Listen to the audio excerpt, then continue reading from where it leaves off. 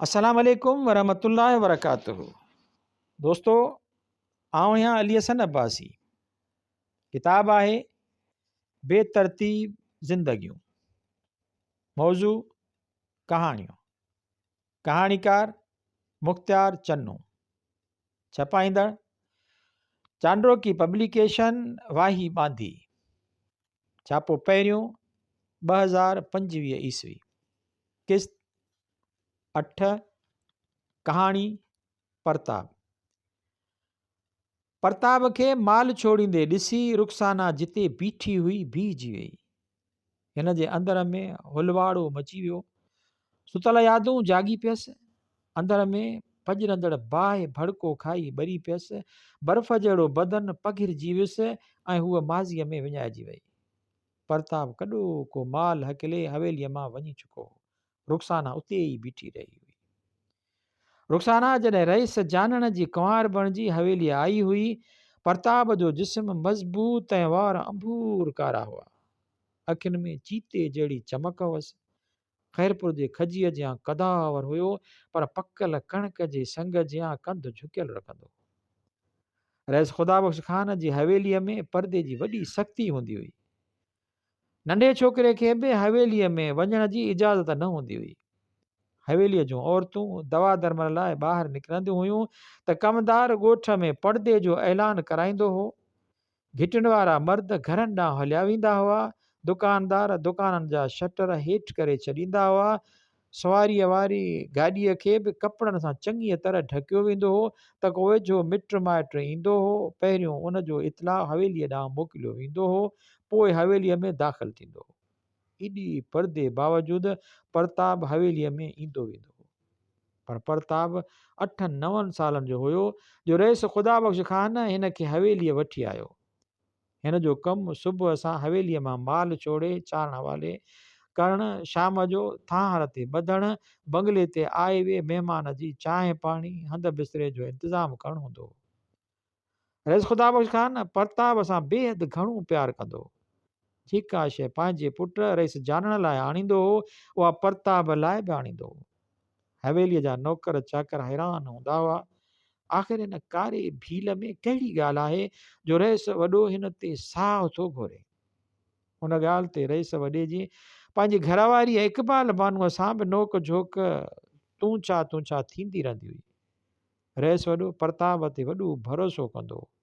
हू घर जो भाती बणिजी वियो। ईअं ज़मीन बंगले ऐं हवेलीअ जे विच में डुकंदे डोड़ंदे वक़्तु अखि चिंभ में गुज़री वियो।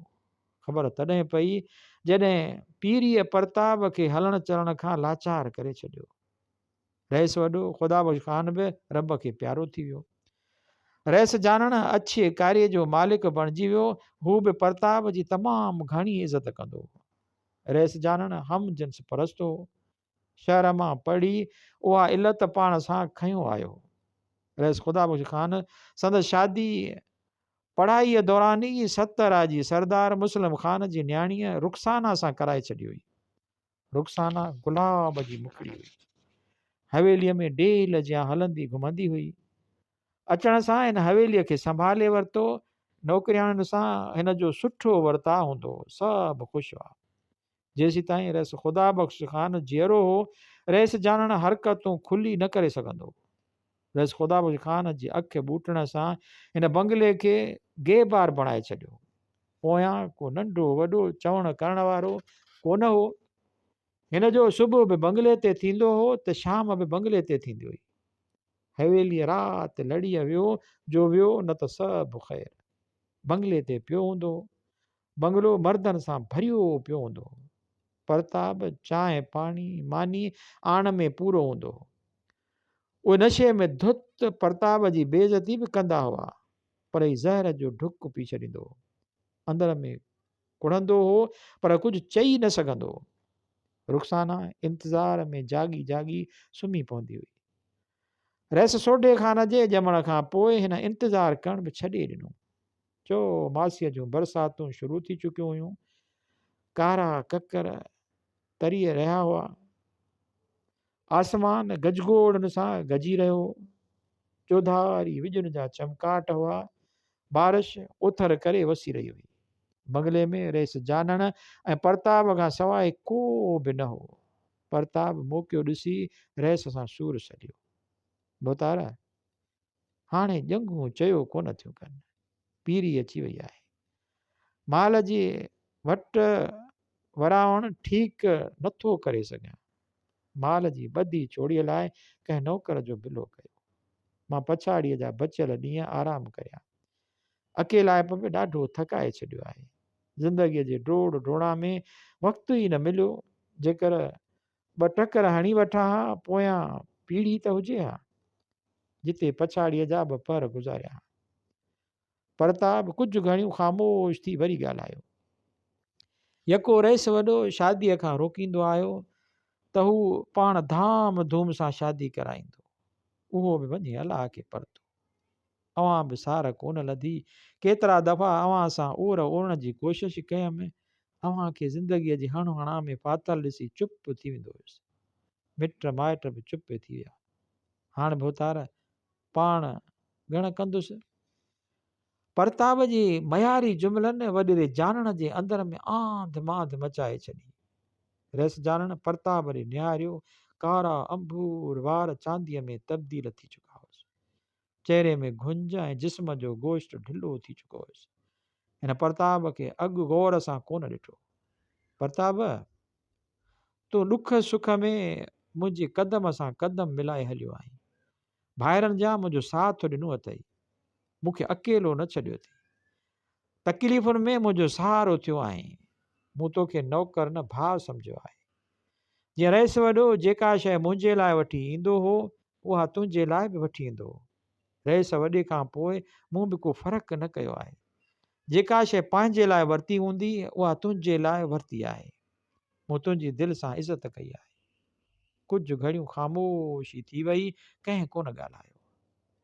परताप मूं वटि तुंहिंजी हिकु अमानत सांढियल आहे।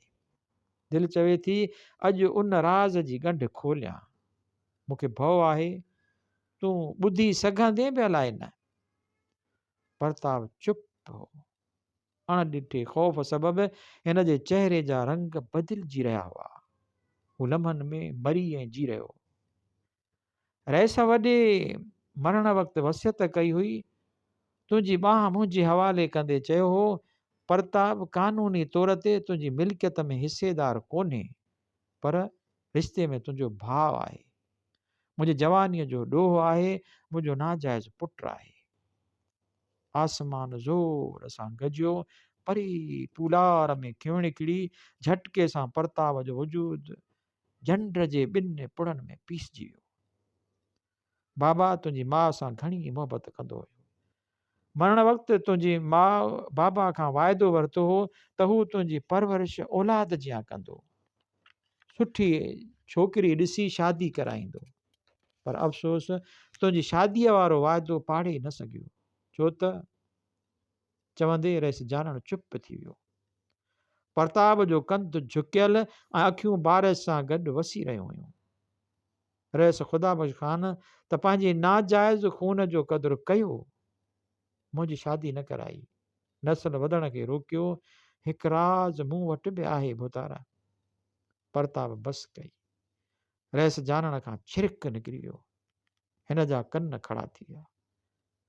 उन ॾींहुं बि अॼु जीअं आसमान ढगे जियां रड़ी रहियो। मींहुं चए अॼु न वसां त कॾहिं वसां। तो आधी राति ताईं लसन लोंडनि जे भाकरनि में लेटियो पियो हुअईं। मानी खणी अचण महिल रुखसाना जी अकेलाइप मुंहिंजे ॼंघुनि में वेण विझी बीही रही। मां घणो पाण बचाइण जी कोशिशि कई, पर छा। रेस जानण गुस्से ऐं बेक़रारीअ मां रड़ कई। ॻाढ़ो पीलो थी ॾकी रहियो। नंढो रेस सोढो ख़ान मुंहिंजो नाजाइज़ पुटु आहे।